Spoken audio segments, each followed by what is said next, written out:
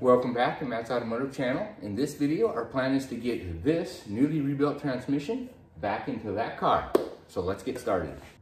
All right, now that we have the transmission secured to the jack with the chain strap over it, we can go ahead and reinstall the torque converter.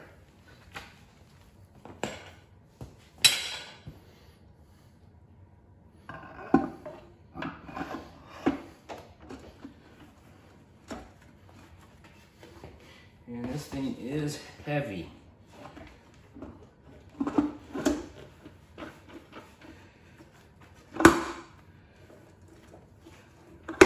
Okay, and you have to wheel it back and forth several times while pushing until it fully seats. It should be probably a little more than an inch beyond the bell housing here when it's fully seated. All right, I think we're good there. Another little problem that I just ran into, I was getting ready to put the transmission back in, so I was trying to clean up these wires and then get them out of the way, and in the process I noticed right around the corner here that there is a sensor here, let's see, right here, that is broken. So we'll have to get a new one of those. Now it looks like this sensor plugs directly into the head. So we'll get this out and then we'll get a replacement for it.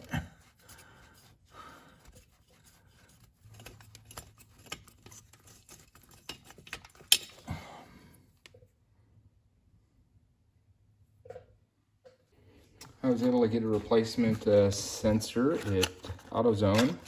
These sensors can be used both for coolant and cylinder head temperature. So let's go ahead and get this installed. The next thing to install is going to be this separator plate. Now I went ahead and used some Scotch-Brite and hit all the edges there on both sides, cleaning it up. Because when we make the transmission to the motor, we want to make sure it's all nice and square. So anyway, we'll go ahead and put this on, and then we'll go ahead and bolt up the flex plate. Before putting this back on, make sure that you have both of your alignment dowels. Sometimes these will come out and stay on the transmission rather than staying in the block. So we'll go ahead and put this on first.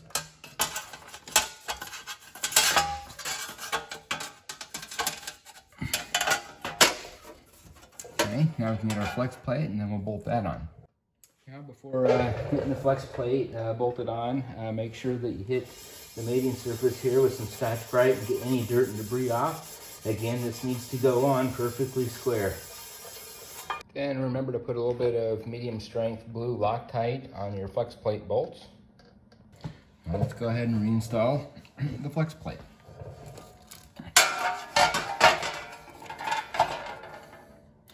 Now these spacing between the bolts are not perfectly symmetrical, so you just have to clock this until they all line up. That does not work. That does not work. That does not work. Nope. Right there.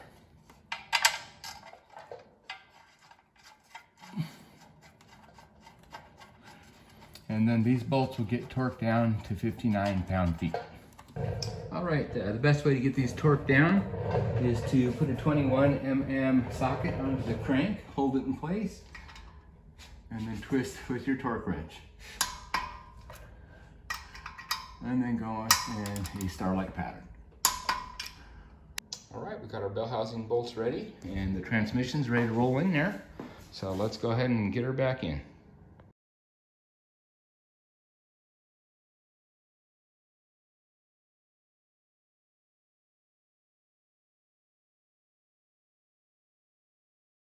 Okay, now we have the transmission back in loosely with just a couple of the bell housing bolts snugged up, and so let's go ahead and get the dipstick tube in because one of the bell housing bolts actually holds this dipstick tube in place, and also while it's still propped down, it'll be a little easier to get it in.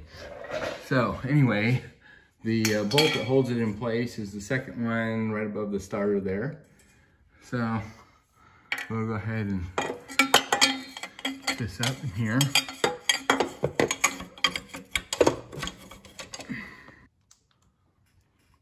All right, we now now have the dipstick tube bolted in place. And now we can go ahead and get the torque converter bolts tightened up and on. Those are going to get torqued down to 27 pound-feet. Now when doing torque converter bolts, you got to be real careful not to drop them down into the bell housing there, otherwise it's going to be very difficult to get them out. So I like to use these magnetic type, so there's no possibility in dropping them.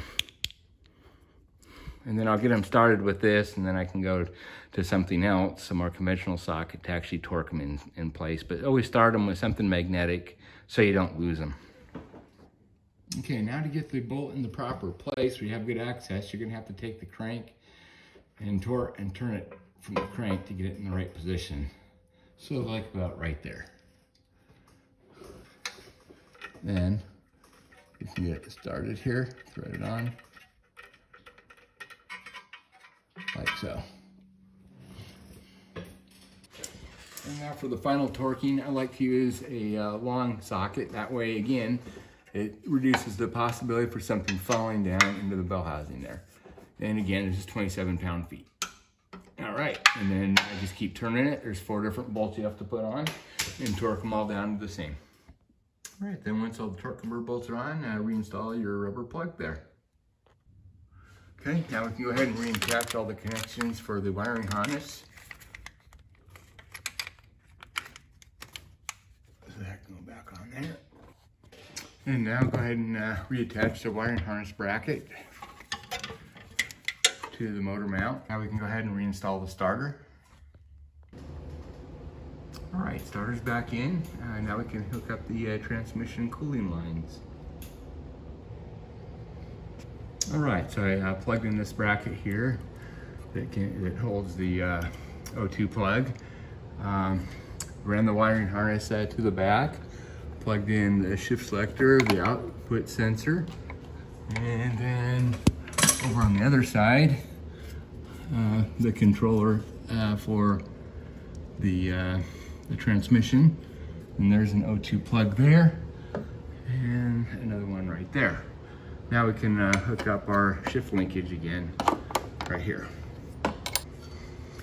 Okay, next we can go ahead and reinstall our new transmission cross member mount.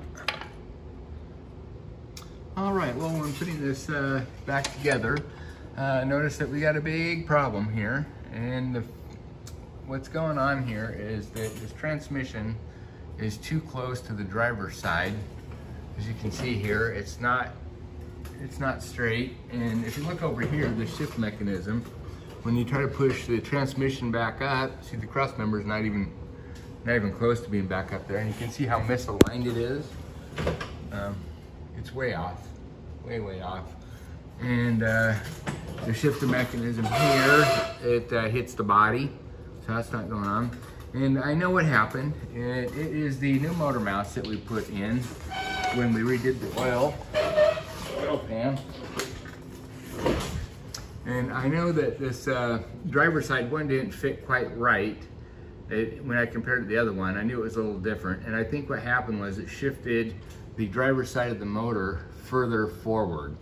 So I think what I'm gonna do is get a higher quality motor mount, replace this one. I think the one I have on the other side is fine, but I know this one didn't fit quite right.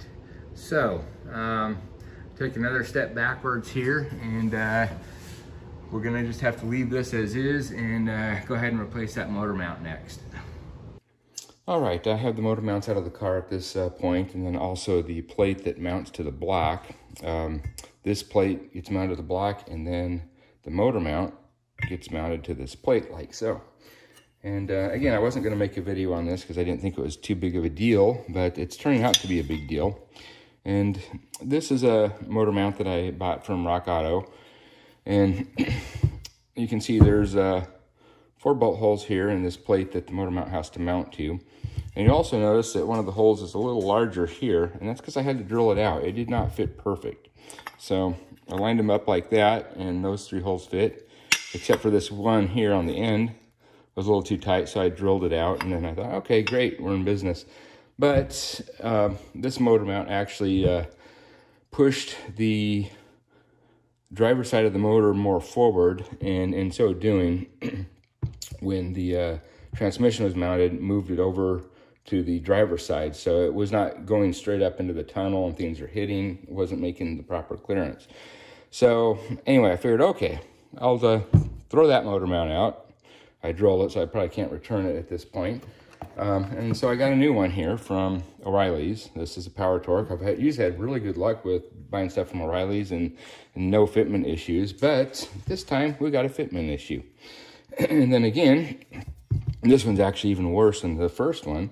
If we line up the two holes here on the end, okay, great. Those line up here. Then you go over here, and look at that. This one, you can't even, the holes don't align at all. This one is partial alignment there, barely. And so yeah, I'd have to drill these out too, and I'm not even so sure that would work. So anyway, kind of going back to the drawing board here, I think what I'm gonna do is probably go to the Ford dealer and buy an overpriced OEM motor mount, and hopefully that will take care of this issue. Also, another thing that kind of clued me in that this first motor mount I got wasn't quite right was this plate that came off the original motor mount. It goes on like so and then pops on. Well, I had to bend this tab out a little bit to get it to fit. And so that didn't even fit quite right. Then I got the one from O'Reilly's here. And this one actually does fit fine. It pops on there, no issue. It's supposed to go on like that. And that went on no problem, fit great. So I thought, oh, this is gonna work. But obviously we got problems with alignment of these holes. So anyway, back to the drawing board. So anyway, the process for getting the motor mounts out that I think works best is with an engine support brace. So what I did was straddle that across the top of the hood there. And then I hooked these chains up to some header bolts. Kind of hard to see down there, but anyway, header bolts that line up with the motor mount. That way it keeps everything balanced while I'm lifting it. I did that on both sides. Of course, on the passenger side, you have to take the air intake off. So anyway, jacking that up, once the motor mounts are loosened, it provides you adequate room to get in there and remove the motor mounts. Well, apparently Ford no longer builds this part for the V6. If you were looking for a motor mount for the V8, no problem, but not so much the V6. So, one of my options is to buy a used one off eBay. The other is just to modify what I have. So I did elongate these holes here and over here. So when I place it onto the bracket here, changes the position, and then I can get those bolts in. So the question is this going to move the mount far enough back to keep the transmission aligned? So anyway, let's give this a try. Well, this is what it takes to make it work. Completely new holes that push the whole motor mount more towards the front of the car by about a whole inch. So, and it looks like because of this bolt here, I'm going to have to cut off a section of this at an angle. A lot of mods. All right, so I'm going to take the bandsaw and cut this end off here to make clearance there.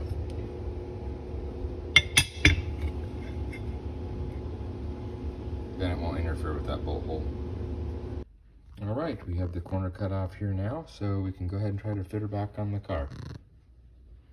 This here is the passenger side. I had to elongate the holes on this side as well, so let's give this a shot. All right, so it finally looks like we got it. It looks like these aftermarket motor mounts here, we're trying to push the driver's side about an inch too far forward. And then over here on the passenger side, a quarter inch too far back. So that was clocking this thing, putting the tail shaft of the transmission over on the driver's side, which was not allowing room for the shift mechanism and the cable and all that stuff. So anyway, after re-drilling the holes, we got it so it fits. Everything looks like it lines up perfect now. And transmission cross member is in. We can just go ahead and torque all these up to specs, get the main bolts on the motor mounts again, and get the starter back in. And you can see on this driver's side bracket where we cut the little section out, it was definitely necessary because it was interfering here with this bolt. And in case you're wondering, looks like the power steering pump is leaking. That's not really the case. What's happened is I've moved this thing around back and forth and out of the driveway so much without the pump running. What happens is when you turn the wheel, the steering rack here pumps fluid back up into the reservoir and then it overflows and then drips out. So it's not a leak, it's just because I was steering it without the pump running. And if you look at the cap on the power steering pump reservoir, you'll see a little hole here, and that's to let fluid out if it becomes pressurized so it doesn't wreck the cap or the seal or anything. And you can see it's been leaking out the top of the cap there. And again, that's just because I'm turning the wheel without the pump running. At this point, we have the starter back in. And I went ahead and put the drive shaft back in. And the flange bolts here, they get torqued to 76 pound-feet. Now we'll go ahead and put the exhaust back in. All right, at this point we have everything back together. I just went ahead and changed the oil, or added the oil anyway. And we got a new filter and new oil in it. And so now we're gonna go ahead and fill up the transmission. This particular one requires Mercon 5. So let's go ahead and top this off.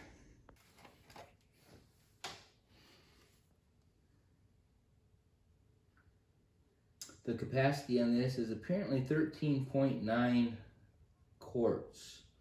And I know there's a little bit left in the torque converter.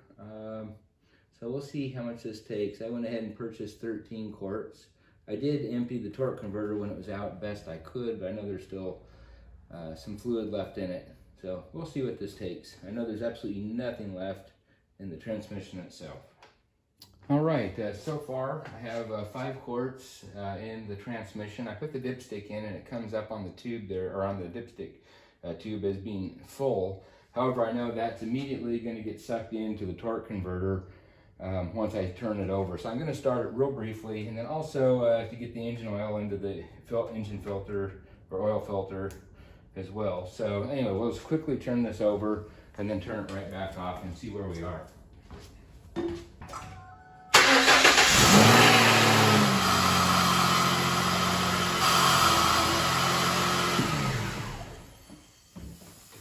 That sounds pretty horrible, but I kind of expected it to. So we get fluid all over. All right, I just went ahead and topped off the oil. So let's check the trans fluid now, and I'll bet you this is down to nothing. One thing that I want to make clear here, when you're doing the final checks for the transmission level, you want to make sure that the car is actually running at the time that you're taking it. If it's not running, it's always going to look like this is overfilled. So it has to be running, the fluid has to be pumped up into the transmission and the torque converter. And anyway, on this dipstick, there's 2 different markings here. On this side, the one down near the bottom here, this is what you're supposed to look at when it's cold, and when it's up to operating temperature, you look at this upper one here. And again, this will be with the car running and in neutral. After a few more times of cycling through, adding fluid, starting the car up, putting it through the gears, and 11.5 quarts later of transmission fluid, Mercon 5, we finally have the transmission filled. Went also ahead and checked the oil, make sure we're up there. Also power steering fluid, levels are good. So the only thing left really at this point is to go ahead and take it for a test drive. I remind you that we did do a complete brake rebuild on this car, and we also changed the rear main seal, pulled the oil pan off, resealed that. So once we get back from the test drive, we'll go ahead and put it up on the rack and make sure that we have no leaks and everything still looks in good working order. So anyway, we'll do that on the next video. Till then, I'll see you then. Bye-bye.